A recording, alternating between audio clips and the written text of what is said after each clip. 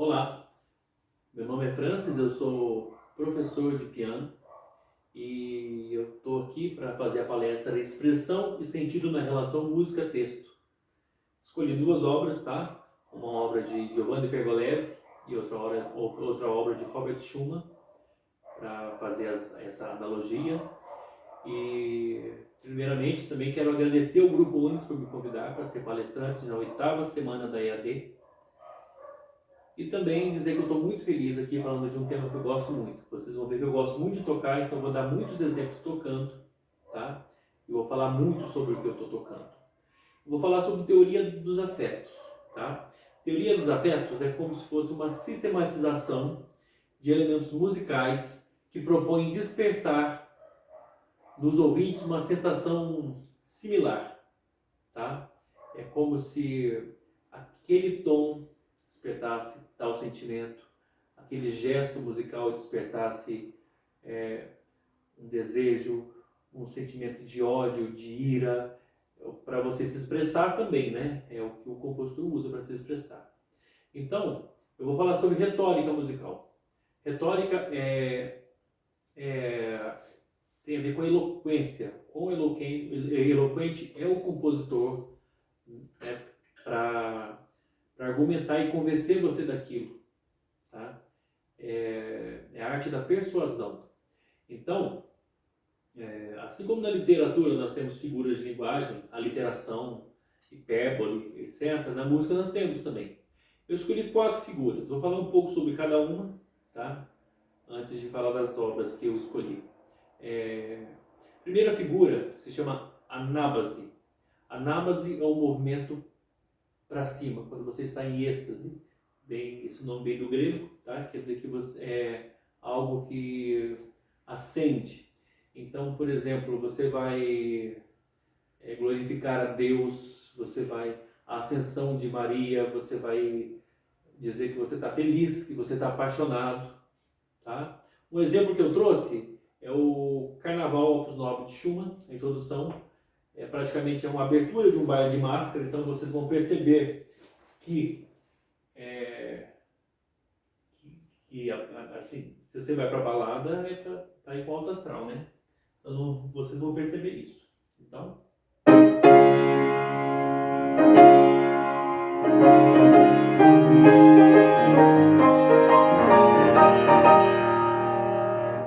eu começo do grave, vou para o agudo e com uma melodia muito imponente, uma sonoridade firme, tá? Então isso representa alegria, tá?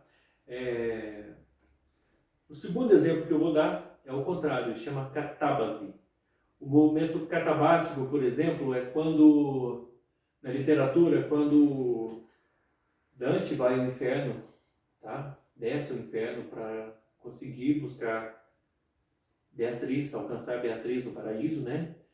Orfeu também vai buscar Eurídice. Esse povo tudo vai buscar mulher no inferno, né? Engraçado. Então, um exemplo que eu trouxe aqui, tá? De catábase, o estudo revolucionário de Chopin.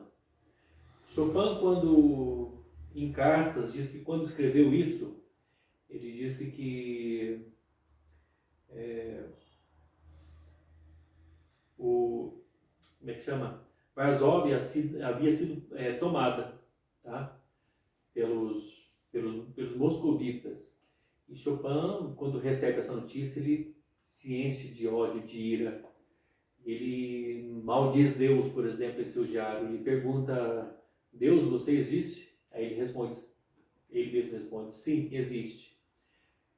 Existe, porém, os crimes dos moscovitas você não passam diante dos seus olhos e você não faz nada. Aí ele pergunta a Deus: você é um moscovita? Então vocês vão perceber que a mão esquerda ela tem um movimento descendente até as profundezas,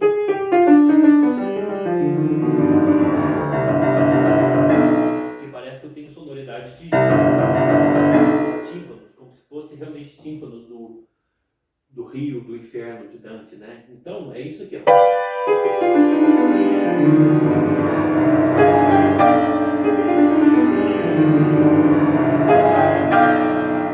Então vocês percebam que é muito tenso, né? de muito ódio, de muita ira, algo que você não aceita. Eu vou dar muito exemplo de Chopin, Schumann, porque eu acho que eles trabalham isso de forma tão eloquente. O próximo exemplo, tá, se chama Abruptio. O nome vem de você realmente, abruptamente, tá, cortar o som. Os próximos dois exemplos são exemplos de silêncio. Então, por exemplo, da música Floresta, de Schumann, o final.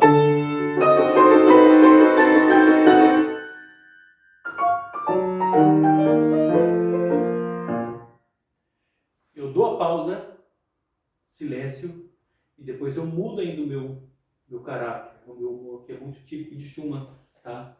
Do romantismo. O último exemplo, talvez a figura que eu acho das mais expressivas, que também é uma figura de pausa, se chama suspiratio, tem de suspiro, tá? Então, por exemplo, eu vou dar exemplo de Chopin, balada. Esse movimento. Tara, tatara, tatara, tatara. Essa pausa no meio que você respira, ela dá um ar de medo, de ansiedade. É como se você tivesse realmente com ódio, né? Eu não sou muito bom com palavras, viu, gente? Então, espero que vocês entendam. Por exemplo, o outro exemplo bacana disso é disso aqui, ó. Catava-se, é algo grave.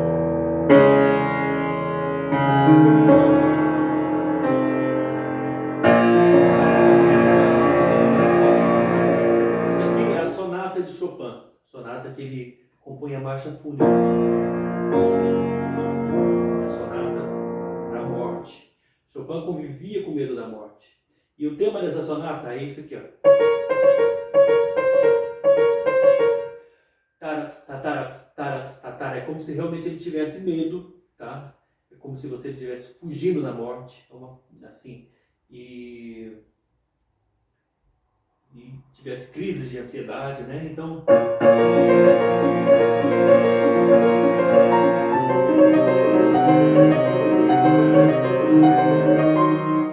enfim, tá? Um outro exemplo de suspiratio que eu acho maravilhoso, tá? É na música Chopin, de Robert Schumann. Schumann fez uma música para Chopin. E é como se você tivesse paixão à primeira vista. É como se Schumann encontrasse Chopin e ficasse apaixonado pela pessoa, pelo artista, né? Que não é por menos, né, gente? Chopin é fantástico. E Schumann fez uma melodia maravilhosa com isso. Só que a melodia começa com uma pausa longa, depois uma pausa curta, a nota e uma pausa depois ainda. Então, ó, pausa, pausa, tá, tá, tá. É como se fosse isso. É como se você visse alguém apaixonante, sabe, não tivesse a princípio palavras por aqui. A melodia é essa.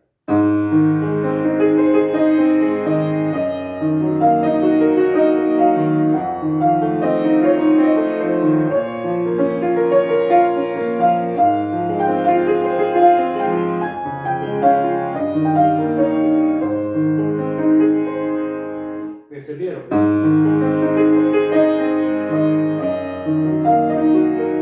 As pausas, quão expressivas elas são. Então, esses exemplos ficam aqui, tá? E agora eu vou falar de Pergolesi, Stabat Mater. Muito bem. Vamos agora falar, tá, da obra de Giovanni Pergolesi, Stabat Mater. Giovanni Pergolesi morreu com 26 anos. Ele foi um dos compositores que menos produziu na história da música, mas tem uma obra de muita qualidade. E trabalhou muito essa questão da eloquência, da parte sentimental da expressão. Você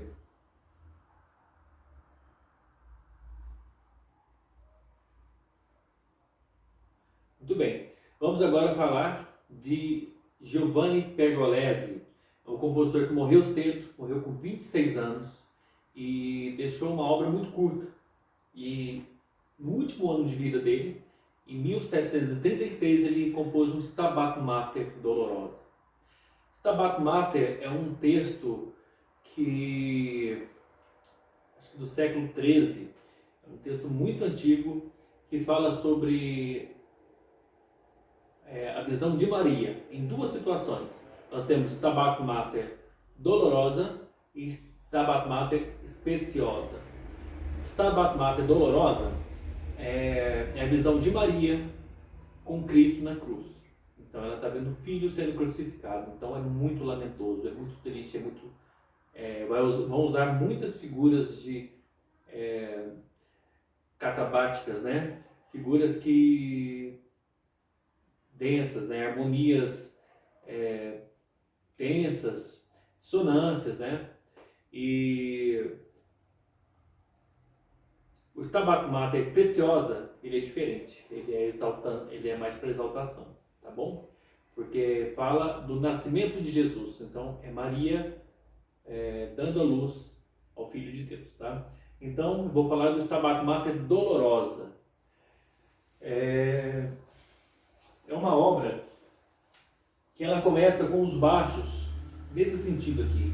Para mim, os baixos já têm um significado muito, muito evidente.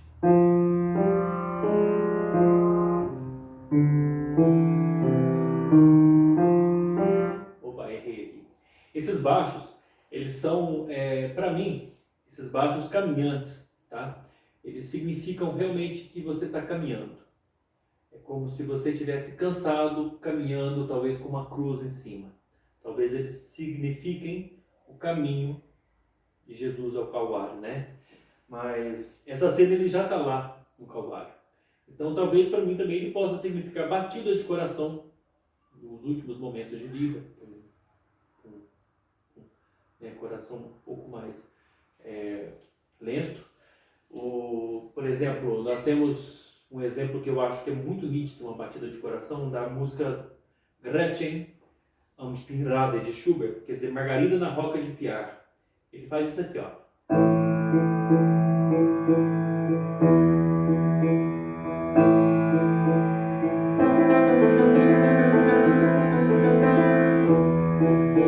Então, você sente o tom, tom, tom. E a Margarida está ficando louca e apaixonada. Então, quanto mais isso fica evidente, mais o coração dela acelera ou diminui.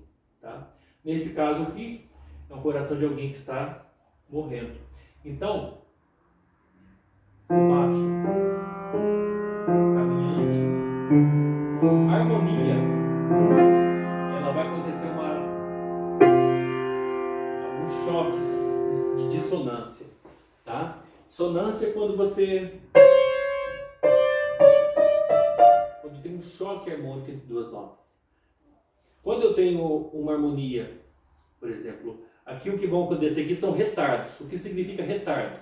Se eu tenho aqui uma harmonia Fá maior, tenho aqui um Fá menor, desculpa, uma harmonia aqui Dó maior, quando o meu Fá maior sai, o Dó maior está aqui limpo. É como se eu tivesse o verde de cá e o vermelho de cá. A hora que acaba o verde, aparece o vermelho.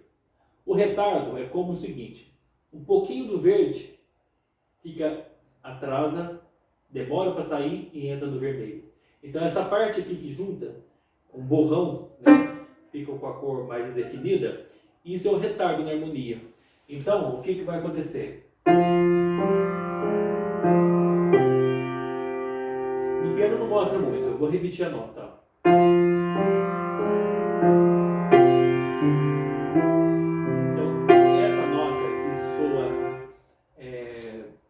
Dissonante é um retardo. Para mim, isso é como se fosse uma apunhalada. Tá? Isso simboliza dor, angústia. Então, é uma dissonância muito agressiva. Então, vou fazer essa introdução para vocês verem, para a gente seguir. Não, já vou falar um pouco mais para frente, então. Daqui a pouco você vai ouvir isso aqui, ó. Movimento de catábase, movimento descendente, arpejo, tá? Lágrimas.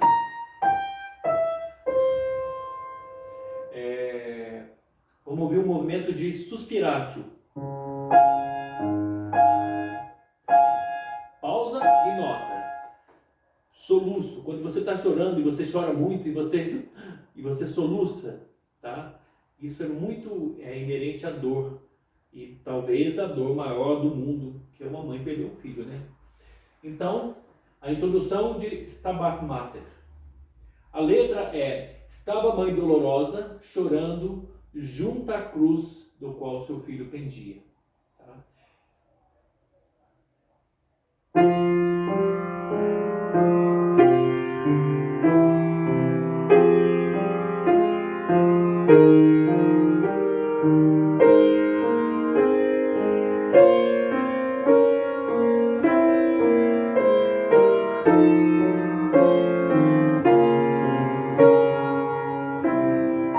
Lágrimas.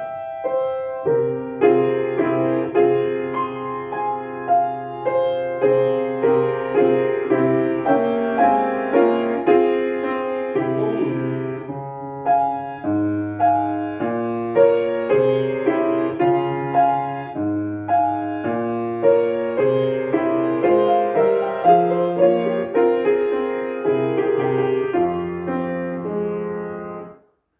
Perceberam? Dramático, não é? Quando fala a letra junto à cruz, quando fala Stabat Mater, estava a mãe dolorosa, a gente usa esse motivo sempre com esses choques. Quando fala a letra junto à cruz, na qual seu filho pendia, lacrimosa, chorando junto à cruz, a melodia fica um pouco mais triste, mas um pouco mais ligada, um pouco mais doce, simbolizando a mãe, né? Junto à cruz, vendo o filho. Olha o exemplo para você ver.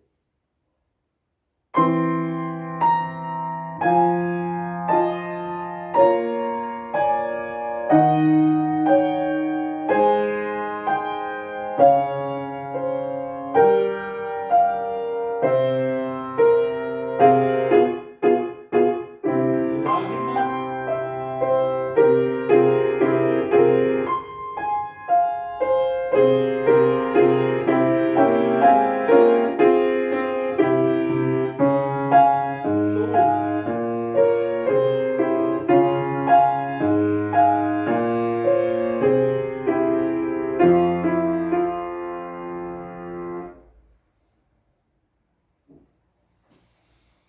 É uma peça muito, muito expressiva, né?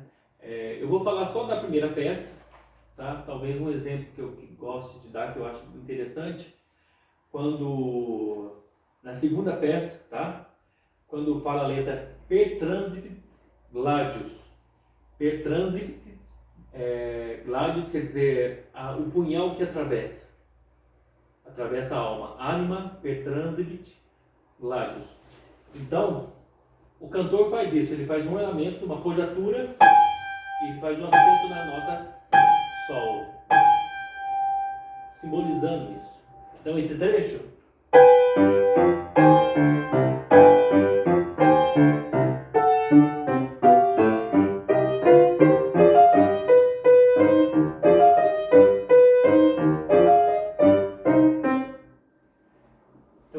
é claramente uma apunhalada na alma. Eu fico aqui com o Pergolesi, tá? É uma obra-prima, eu vou deixar o link aqui embaixo para vocês ouvirem e conhecerem mais. E vamos à próxima obra. Agora vamos falar de Robert Schumann. Vou tocar dois trechos para vocês aqui.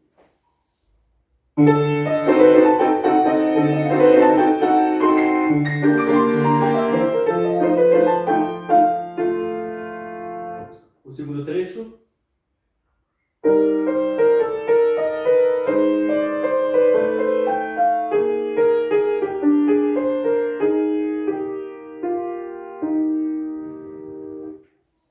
Muito bem. Talvez não, na minha opinião, é o compositor que melhor expressa o espírito romântico.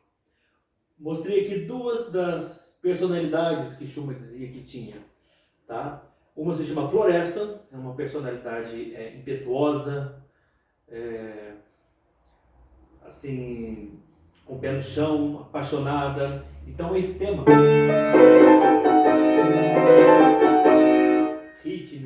rítmico, para cima, tá? A segunda personalidade se chama Eusébius, é uma personalidade mais dócil, mais tranquila, mais apaixonada. O Floresta representa com essa rítmica, essa peça rítmica, com essa peça sonora. O Eusébios, ele representa, por exemplo, com uma instabilidade rítmica.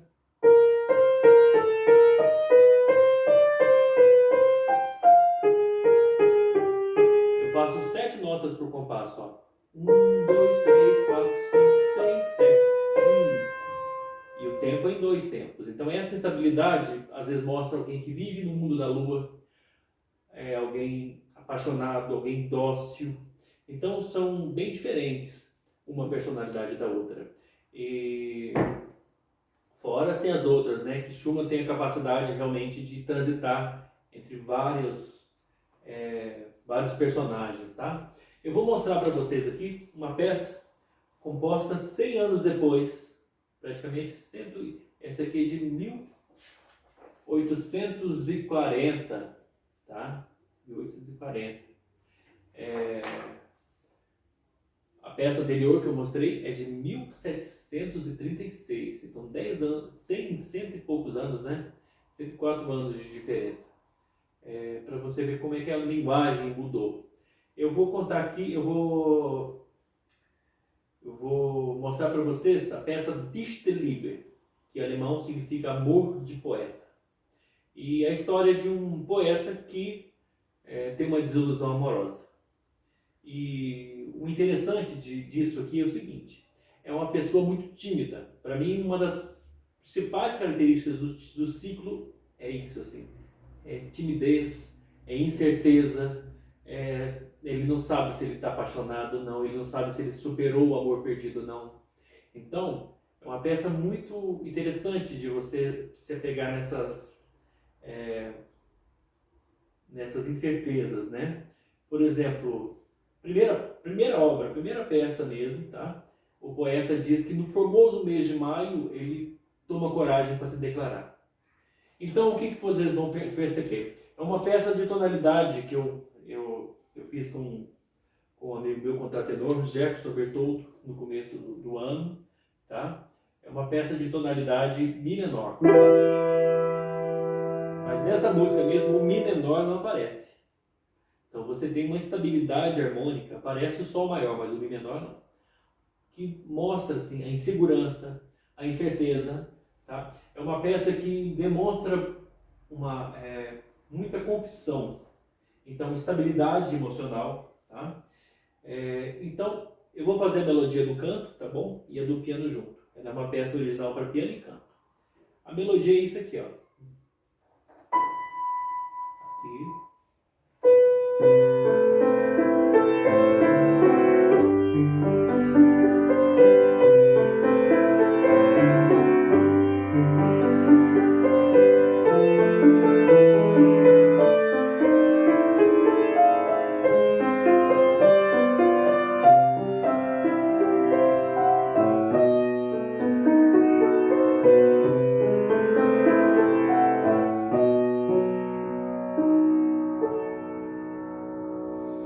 Lindo, né? E é uma música que, enquanto ele está apenas narrando, que no formoso mês de maio, a harmonia fica mais comportada.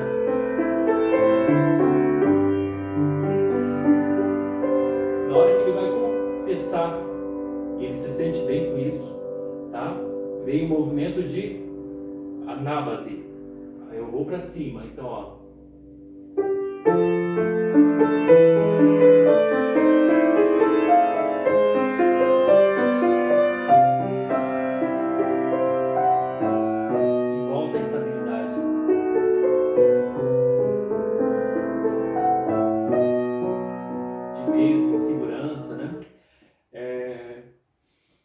Da primeira eu vou pular para a quarta peça, que é um dos momentos mais importantes do ciclo, que é o momento de ruptura, tá? Ele já tem a desilusão amorosa logo na quarta peça. É um conjunto de 16 peças, eu selecionei algumas. Então, na quarta peça, quando ele fala que vai dizer tá? O Eu Te Amo, a gente ouve esse acorde. É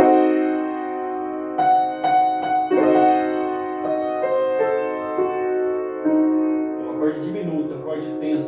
Olha como é que ele está tenso para dizer Eu Te Amo.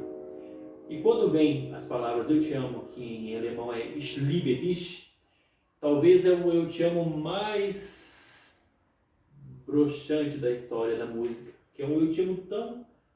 Ele tem tanta dó de falar Eu Te Amo, ele não tem emoção nenhuma.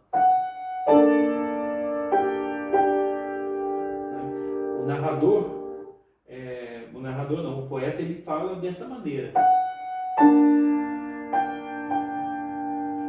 O motivo, Ich liebe dich. O mesmo motivo, Ich liebe dich, Grieg usou em uma peça, mais ou menos também na mesma época, né? Que se chama Ich liebe dich, que ele faz uma declaração para sua esposa. Então, olha a diferença do Grieg, como é que é muito mais apaixonado.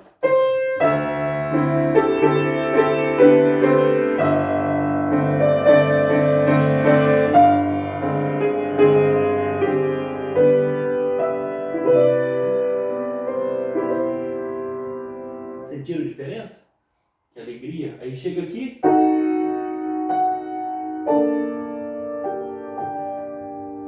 Depois ele diz que ele chora com muita amargor.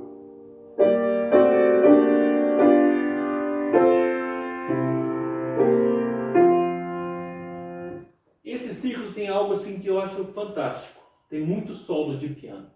Depois que o cantor fala, ele recita, ele se expressa, o piano entra com algo que a gente chama pós-lúdio. Às vezes tem introduções, às vezes tem pós-lúdios.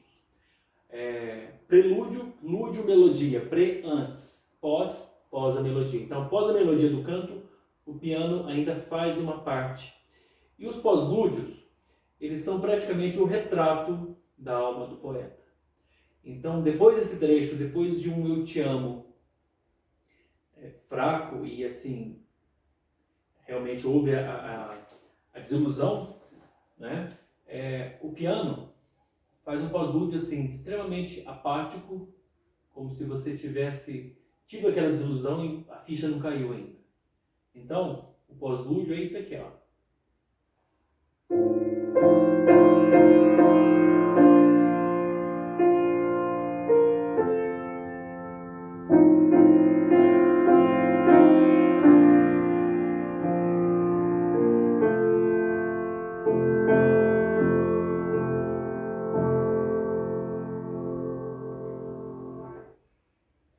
É tão sutil, eu acho que são lágrimas internas, né? Próxima peça, ele usa a letra quinta agora. Eu quero mergulhar minha alma. Então esse trecho, ele tem uma lembrança do beijo da amada, que eles acabaram de terminar, tá? Esse personagem, para mim, esse poeta, é um poeta que, tipo assim, quando eu falo timidez, vem muito assim, uma ideia, tipo, Raskolnikov, Crime e Castigo, por exemplo. Tá? Raskolnikov, ele é sisudo, ele é quieto, mas dentro dele é um turbilhão de sensação. Então, mais ou menos, eu acho a mesma ideia. Quando ele fala que eu quero mergulhar na alma, essa questão de mergulhar, tá? O Schumann usa uma atmosfera assim, musical muito...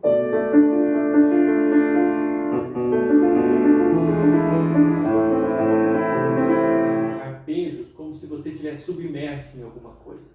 Então, enquanto o canto faz a melodia, o piano faz isso aqui, ó.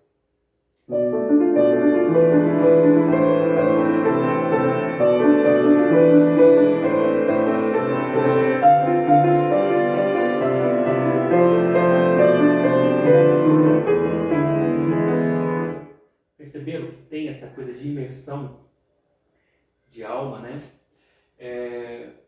Sexta peça. Sexta peça é muito... Todas as peças são importantes, né? Para o desenvolvimento da história. A sexta peça, ele fala que ele vê o rio Reno, que é um rio que lá de Düsseldorf, que muita gente se matou, muita gente pulou. é um símbolo realmente de atração ao suicídio. Então, ele olhava para o rio, ele via lá dentro do rio a imagem de uma igreja, dentro da igreja ele via a imagem de uma santa que parecia com o rosto de sua amada. Então, essa história do rio Reno, essa peça, ele simboliza algumas coisas aqui. Os baixos, como se fosse um órgão de igreja. A mão direita vai parecer que são as ondas do rio. Taram, tum, para baixo, jogando para baixo, para a profundeza, para cada vez mais grave. Tá? Daí a catábase. Então, vocês percebem. E quando, olha a importância da harmonia. A harmonia é cor. A gente pega uma melodia, é como se fosse um livrinho de desenho para criança colorir. Você tem lá todos os contornos, mas você não tem as cores. A harmonia para mim é as cores. Assim. O que eu quero fazer com aquela harmonia? Então, aqui nesse caso, por exemplo, olha a diferença na hora que ele está falando que o rio está chamando ele, que ele está falando do rio, que é imponente. Depois ele fala, na hora que ele fala que no rio, né, na igreja, no domo é uma catedral importante. Na igreja que ele está vendo, ele vê a imagem da santa que se parece com a sua amada. Muda completamente o clima da aula.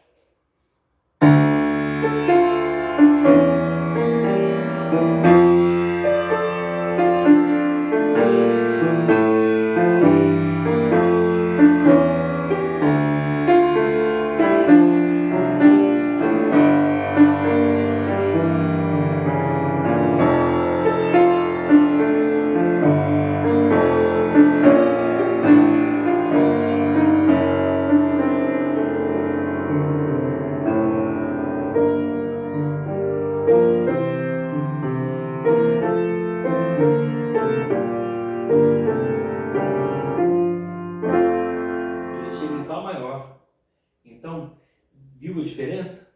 Um acorde de luz, um acorde de treva. Então, tem muito isso na harmonia, para a gente perceber o que isso acontece. É uma obra fantástica. A próxima obra, eu vou fazer uma brincadeira, tá, com vocês. Eu vou tocar ela primeiro e depois a gente vai pensar o que ela... Depois eu vou falar o que ela significa, tá bom? É talvez a obra mais eloquente do ciclo. Música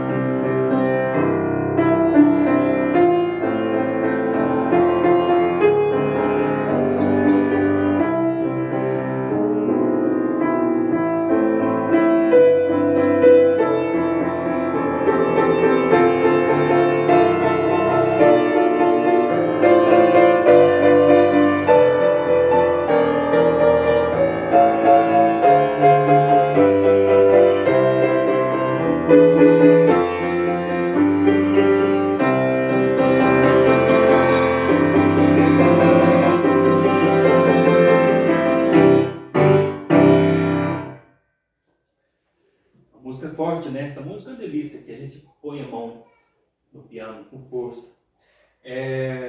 Essa música se chama Não Guardo Rancor, Ich hole nicht. É praticamente algo dizendo que ele está bem, mas na verdade não está bem. Ele repete 3 vezes que guarda rancor, que não guarda, mas guarda. Vou ler a letra desse trecho que eu toquei, tá? Não guardo rancor, se o coração aos pedaços. Te vi no sonho e percebi a noite em teu coração, e vi a serpente a devorar teu ser, e reconheci, meu bem, quão má você é. Não guardo rancor. É como se fosse um beijinho no ombro, né, do romantismo, é como se fosse um I will survive, né, eu vou sobreviver, mas ele guarda. É uma obra de tanta eloquência, né? Vale muito a pena acompanhar todo o ciclo. A próxima peça, tá? A 8ª, ele fala de aflição, que a alma está aflita. E o compositor faz um efeito de trêmulo. Trêmulo é isso aqui, eu pego a harmonia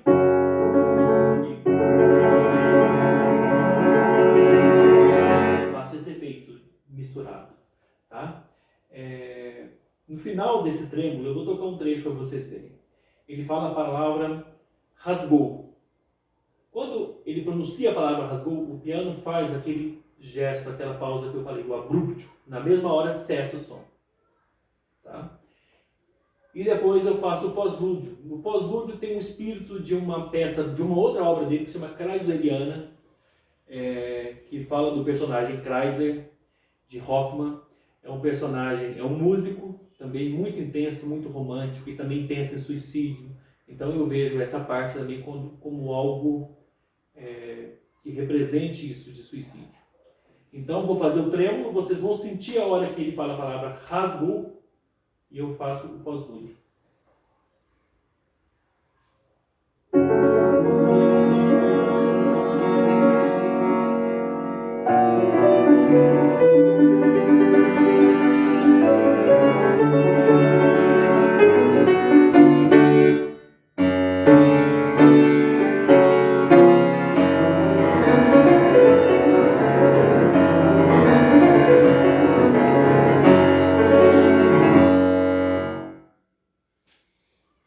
Muito dramático, né? Então, assim, é muito intenso. Musicalmente, o que ele quer mostrar. A peça número 9. A peça número 9 é uma dança. Sempre que Schumann vai representar a dança, ele representa aquilo de maneira, às vezes, bizarra, às vezes torta. Por exemplo, no Carnaval, tem esse trecho aqui, ó.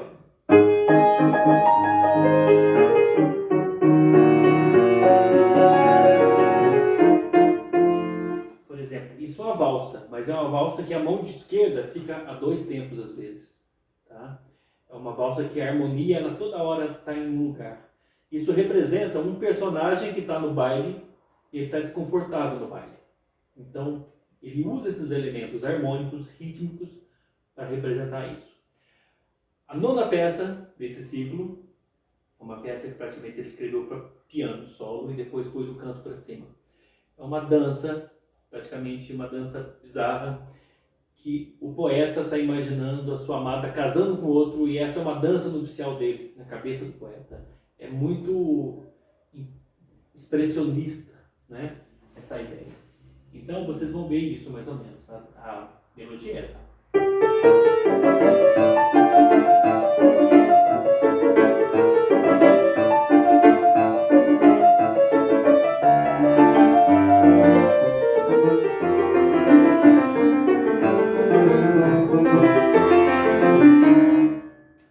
Perceberam? Tem algo perturbador aqui, né? Schumann terminou a sua vida no hospício, ele realmente ficou louco de verdade, tá? Próxima peça que eu vou falar, tá? Só a introdução da 10. Olha como lembra as lágrimas do Stabat Mater. Olha a introdução disso. Talvez uma das peças mais tristes do ciclo.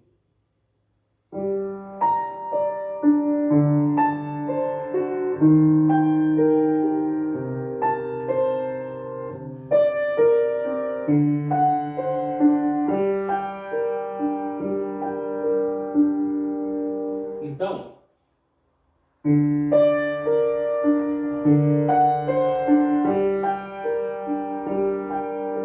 a roupagem do piano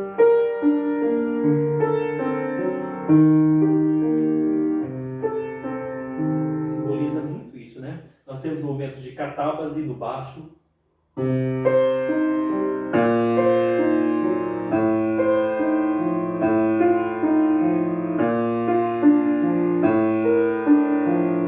dissonância,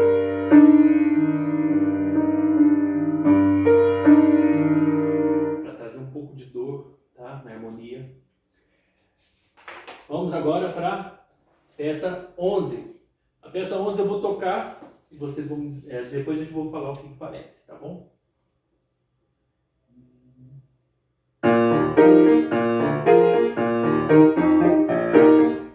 Errei, vou fazer de novo.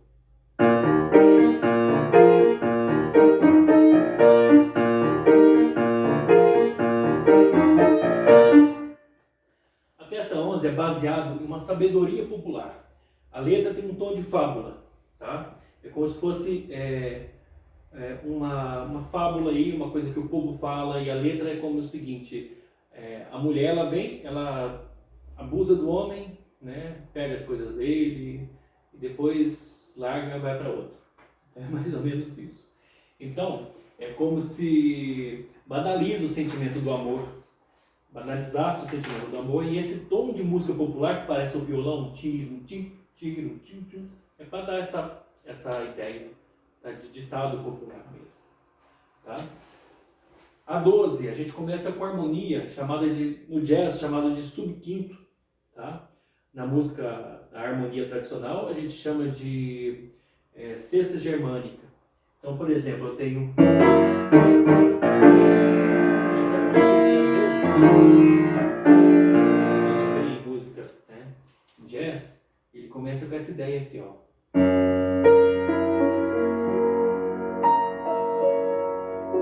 como se você estivesse ainda no mundo da lua. Aí você volta ao normal.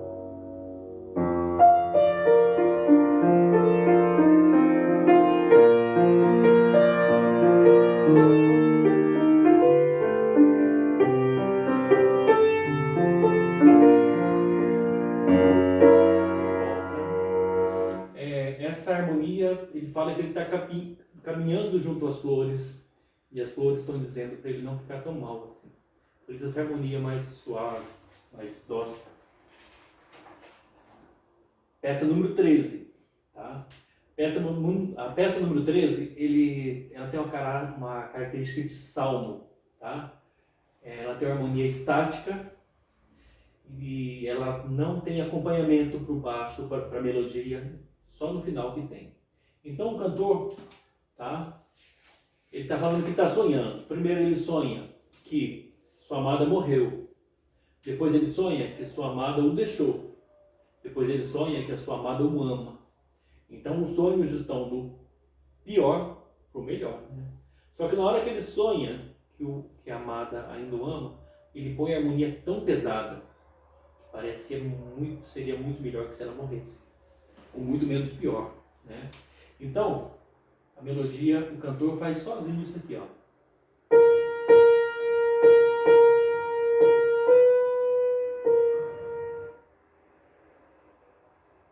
Piano. Tá? Faz um grave, né? É uma peça de muito silêncio. E na hora que ele fala que sonha que ela ainda o ama, acontece isso aqui, ó.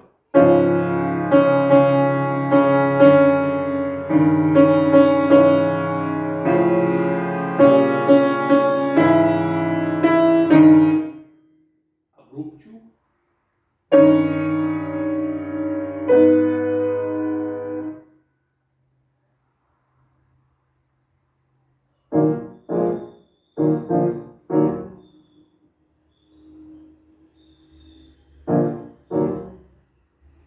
É uma peça que trabalha muito silêncio. Vocês vão ouvir muitas pausas nela. Agora eu vou pular para a última peça do ciclo. Para mim, é a mais perfeita das peças do ciclo. Tem um pós-lúdio mais bonito, talvez um dos momentos mais brilhantes de Schumann. É uma marcha fúnebre. Então eu tenho uma introdução fúnebre mesmo.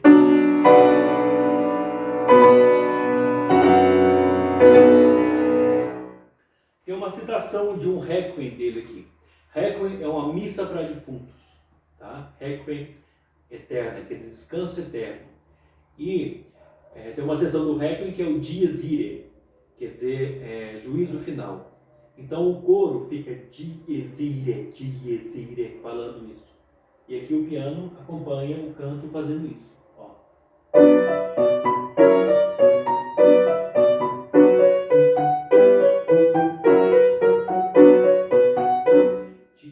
Perceberam?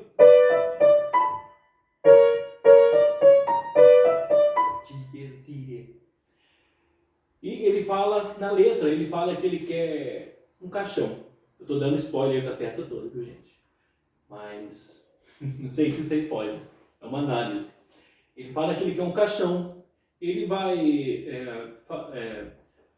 comparando o caixão com as grandes construções da Alemanha medieval, que o caixão tem que ser maior que não sei, que o gigante, que não sei o que.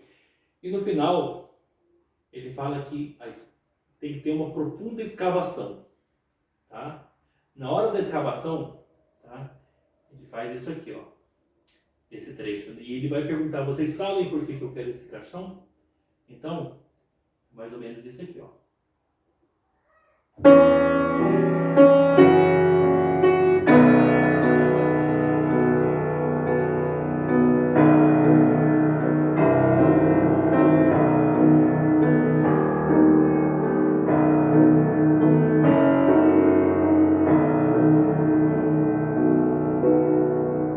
Agora ele vem com um tema parecido daquele trecho que ele falou, eu te amo pra ela, tá?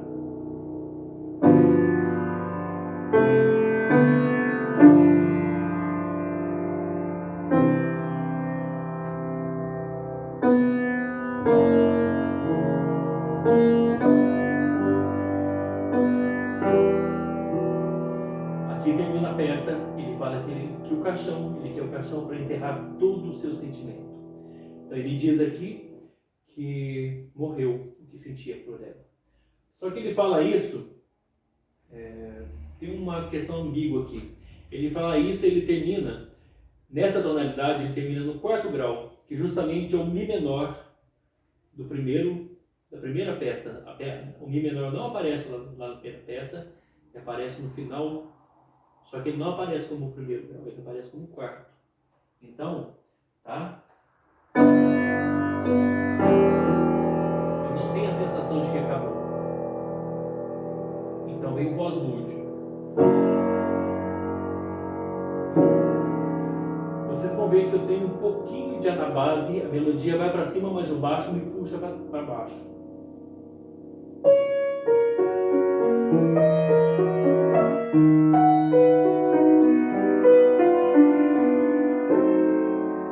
Olha a incerteza harmônica.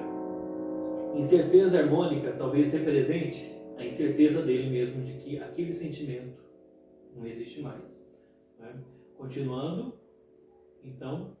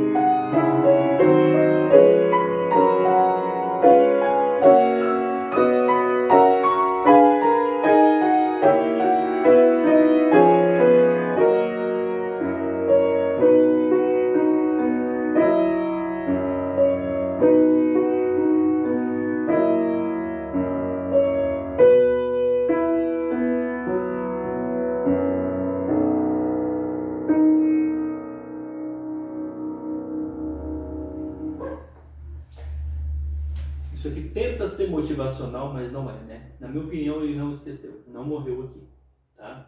É como se fosse um Chico Buarque. Olhos nos olhos, quero ver o que você faz. Quando você vê que eu sem você estou bem demais. Então, e a harmonia, né, diz que não. A música diz que ela não está bem, mas ela diz que está bem. Então, é sobre essa ambiguidade que às vezes traz o texto e a música tem outro sentido. É sobre algo bonito que você está falando e a música enfatiza aquilo, tá? Que eu falei. Agora a participação da Frida, tá bom? Quero agradecer a todos, espero que tenham gostado, espero que logo a gente volte falando de mais obras, tocando mais vezes. Vocês desculpem eu tocar bastante, mas é porque eu gosto muito de tocar, me faz muito bem. E agradeço ao Muniz, uma boa noite e até.